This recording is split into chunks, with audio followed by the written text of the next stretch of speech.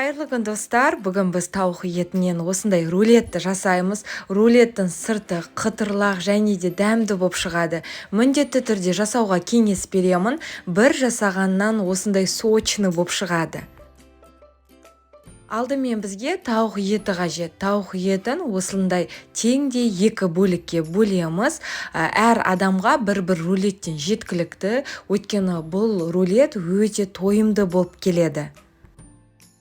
Енді тауық етінің бетін пакетпен немесе пищевой пленкамен осылай жауып, жақсылатып бір жылдамдықпен осылай оқтаумен ұрып шығамыз. Бір-бірлеп ұрсаңыз болады, немесе барлығын осылай мен сияқты бір мезетте ұрсаңыз болады. Бір ескертетін жайт, қатты ұрудың қажеті жоқ, өйткені қатты ұрсақ, біз қазір етімізді езіп жібереміз. Осылай ұрудың арқасында біздің тауық етіміздің көлемі ұлғайып, және де қуырған кезде жақсылақ жұп-жұмсақ болып пісетін болады.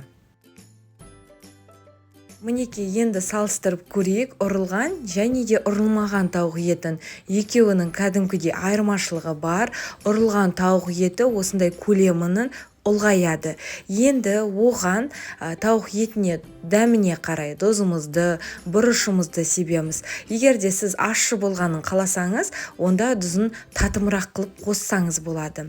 Осылай барлығын жақсылатып сеуіп болған соң, бірден шұжығымызды жұп-жұқа етіп турап, осылай екеуін саламыз, одан кейін ірімшігімізді қосып, дәл видеодағыдай ораймыз.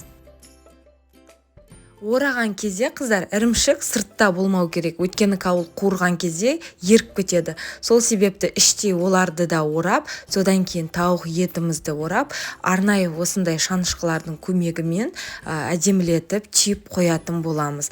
Барлық осылай рулеттерімізді дәл видеодағыдай ораймыз. Менде 6 рулет шықты.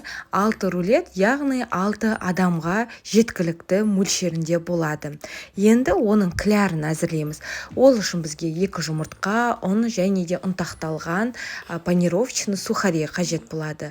2 жұмыртқамызды жақсылатып шанышқының көмегімен осылай езіп аламыз.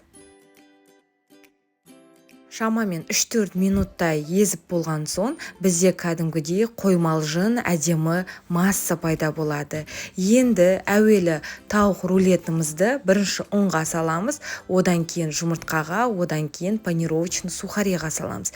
Егер де кіләрі көп болғанын қаласаңыз, онда жұмыртқадан кейін қайтадан ұнға, содан кейін жұмыртқаға салсаңыз да болады. Осы мезетте жақсылатып табамызды бірден қыздырып бастаймыз. Табамызға сұйық майды көп мөлшерде, яғни біздің тауық етіміз батып тұратындай қылып саламыз. Мінекей барлық рулеттерімізді енді біздің сырты қып-қызып болып піскенше жақсылатып қуырып аламыз.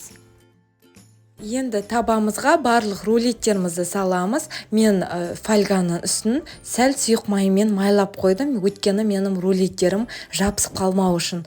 Енді 200 градуста қыздырылып тұрған пеште тағы да 20 минут пісіріп аламыз.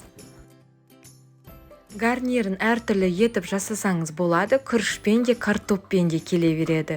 Өте дәмді, жұп-жұмсақ болып шығады. Міндетті түрде жасап көріңіздер, ал ортасында осындай сырымыз еріп, ерекше дәм береді. Сіздермен бірге болған Гаухар.